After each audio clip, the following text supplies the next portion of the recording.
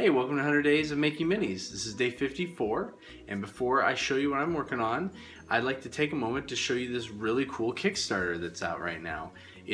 All the miniatures are sculpted by my friend and fellow sculptor James Van Schaik, who I met in the course of time and had the chance to work with him. We actually both worked at WizKids. And then later on in my other life, when I was a miniatures director for MegaCon Games, James helped out big time, was one of the key pivotal sculptors involved in Mercs and Myth. I think he's probably the only other person that sculpted anywhere near as many miniatures as I did for those lines. So very cool, very exciting. And the thing that makes this even more interesting is the Kickstarter is Frank Frazetta inspired miniatures. Let me show you. All right, so I got the camera set up so you guys can see this. So this is the project's Frazetta miniatures, and it starts out, it has three really cool miniatures to start. You've got Vampirella, you've got the amazing Death Dealer, which this thing, I mean, they all look just like the paintings, and I'm a huge fan of this one, so yeah, that's the one I want. And then also, Werewolf versus the Count, which is another very classic Frazetta piece. Now, one thing that I think is really cool about this Kickstarter is that they break it down into very different ways you can get them. So you kind of got this. Let's see, where can I go? You can get them in sets, I believe, but you can also get the figure in kind of three different grades. You've got this high level one where you're it's basically a nice metal polished collectible that you just put on your shelf. You can get a high quality resin version, it's a little cheaper. And then this one, which is essentially like perfect for gaming. It comes with a regular miniature gaming base and just a figure without all the extra diorama stuff. So really good deal, good value, and amazing sculpts. So head on over to this Kickstarter and see what James has been sculpting these last few months. There's some amazing miniatures, and if you're a fan of Frank Frazetta or James's work, which you've probably seen it, even if you didn't even realize it, he's worked for tons of people.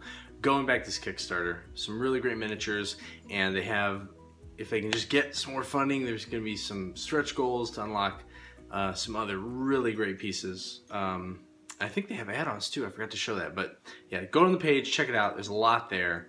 It's very exciting. And yeah, now let's go see what I've been doing today. Well, it was a long, arduous path, and I'm a little bit frustrated because I worked on this a lot longer than I intended. And while I made some headway, I'm definitely not where I want to be. So pose is coming along okay, but it was pretty excruciating to do this simple adjustment. But with all that said, I have learned a lot along the way. I'm feeling this. With anything, you need to keep working at it, keep trying.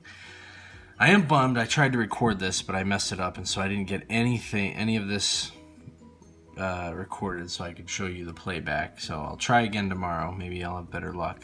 But one of the big things I realized, so I'm still not entirely sure the best way for me to go about posing. Obviously what I did works, but not quite where I want it to be yet. But as far as weapons and equipment, things like that. So the sword isn't bad, but I want it to be, as tall. Oops, here you go. Basically as tall as him. And I could scale it up and it'd be pretty close, but even still, there's little proportional things that when I was designing this in a vacuum and it looked okay, it's just not right when I see it with the figure.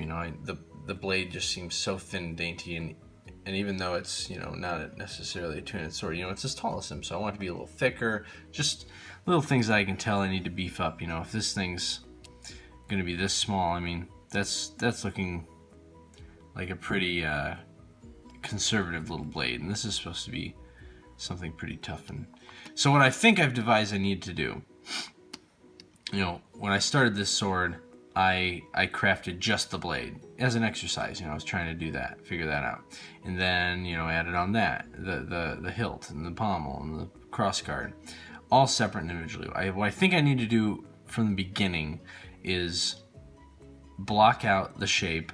I could still do them with very, very minimal shapes, just like I used to make this, but start out very, very minimal, and just get the size and proportion of what I want everything to be once I get the body blocked in like this. And then I can take that tool or those parts and put them into another tool in the project and have the subtool separate out. And then I can start to craft the details, the fine blade and however I want to make the hilt look and stuff like that. And I think if I do that, it'll go much better for me. So because right now I got to kind of go back and do some retroactive design, and I might actually do kind of backwards of what I'm saying for this, and I might drop this guy in with my current sword model just to have for reference when I'm making these adjustments. I think that'll help me get it where it needs to be. Okay, that's it for today. Thanks, and I'll see you tomorrow.